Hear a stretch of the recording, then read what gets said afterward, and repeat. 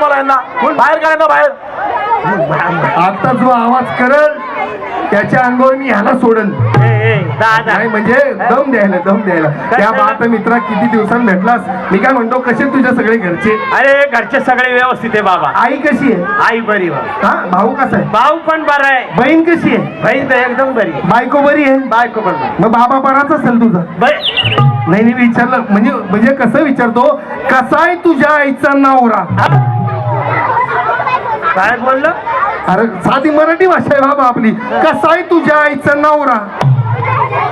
अरे लहान मुलांनो दादा म्हणावं वडील म्हणावं आईचं नवरा. अरे बाबा त्याचं कसं आहे आम्ही डोंबिवलीतली माणसं आम्हाला सगळं चढवून वाढवून बोलायची सवय. असं हा तुला म्हणतो आम्ही पाल बघितलेला पाल ते आम्ही म्हणतो मगर बघितली. ओ बाबू आणि मगर बघितली. मगर बघितली ना मगर ते आम्ही म्हणतो डायनोसॉर बघितला.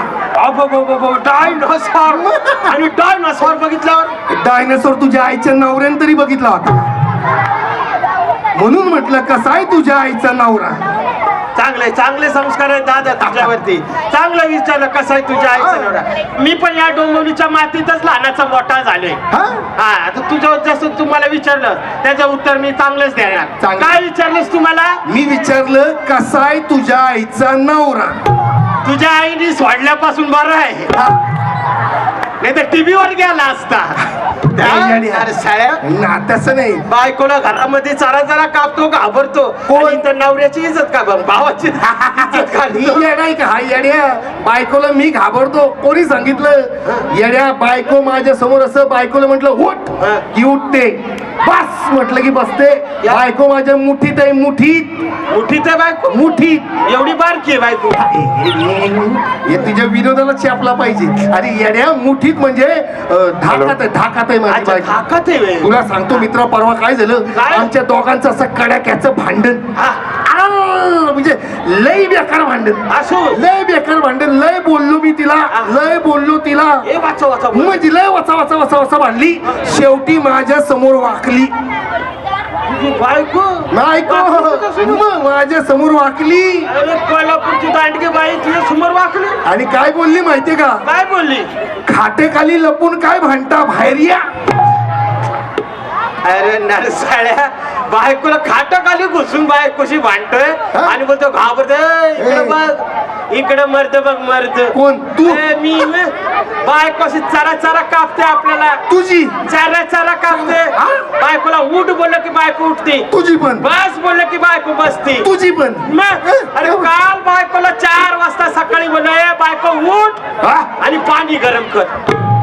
सकाळी 4 वाजता पाणी गरम करू? अरे सकाळी 4 वाजता बायकोला बोललं उठ आणि पाणी गरम कर. मग दिलं का पाणी गरम करून? द्यायलाच पाहिजे का घाबरते आपल्याला. 4 वाजता पाणी गरम करून दिलं. सकाळी 4 वाजता पाणी गरम करून दिलं. पण मित्र मला एक प्रश्न पडलाय. सकाळी 4 वाजता तुला गरम पाणी कशाला पाहिजे? अरे थंड पाण्याने आपण भांडी घासत नाही ना रे. हिला काय म्हणावं याला. नाही पण सुनीलराव खरे बर का एकदा माझ्या या सोंगड्या करता जोरदार टाळ्यांचा आवाज नक्की द्या. तुला सांगतो मित्रा आपण जर बायकोची कामं केली तर लोक आपल्याला बायकोचा बैल बोलतात. आईची कामं केली तर लोक कसे बोलतात की किती सुशिक्षित मुलगा आहे. आदर्श मुलगा आहे. मग बायकोची कामं केली तर बायको नवरा का बैल का? नाही का काळू बाळू असतील किंवा अगदी काही सोंगाड्यांनी आपली ही सभा रंगवली रंगमंच रंगवला. पण तुला सांगतो मित्रा आत्ताचा काळ बदलला. अरे गेल्या महिन्यात तुला सांगतो जिच्या नावानं ही लावणी सम्राज्ञी किंवा लावणी क्षेत्र ओळखलं जातं त्या विठाबाई नारायणगावकर यांच्या तमाशावरतीच हल्ला झाला. नको ते झालं. तुला सांगतो तमाशाचा फळ आता पूर्वीसारखं रंगत नाही मित्रा. का माहितीये का? पूर्वीसारखा रसिक राजा नाही. पण तुला सांगतो असा रसिक राजा जर परत तमाशाला भेटला की नाही तमाशाचे सुवर्ण दिवस आलेच म्हणून समज. आणि तुला सांगतो योगेश पवार सारखा माणूस अरे 2 नाही 5 स्किट ठेवल. आपल्या दोघांच्या स्किटच्या मध्ये गाणे टाकेल. एवढी दिवस नक्की येतील बरं का. मी काय म्हणतो 500 रुपये पाकिट आहे दोघांना. झालं आता आपलं जाऊया बरं का. एकदा आपल्या निर्मात्यासाठी जोरदार टाळ्या. ज्याने आम्हाला इथं बोलवलं योगेश पवार एकदा जोरदार टाळ्या त्याच्यासाठी द्या. आज पण आहे उद्या पण आहे. आणि पुन्हा एकदा आमच्या सर्व वादक गायकांच्या वतीनं ह्या खरं तर सोंगड्या ही पद्धत किंवा शाहिरी ही पद्धत किंवा तमाशा ही पद्धत आता कुठेतरी लुप्त होत चालली आहे. मला वाटतं तुमच्या समोर हात जोडून विनंती करतो करतो पुन्हा एकदा या तमासगिरांना किंवा सोंगाडा लोकांना पुन्हा एकदा मान सन्मान नक्की द्या.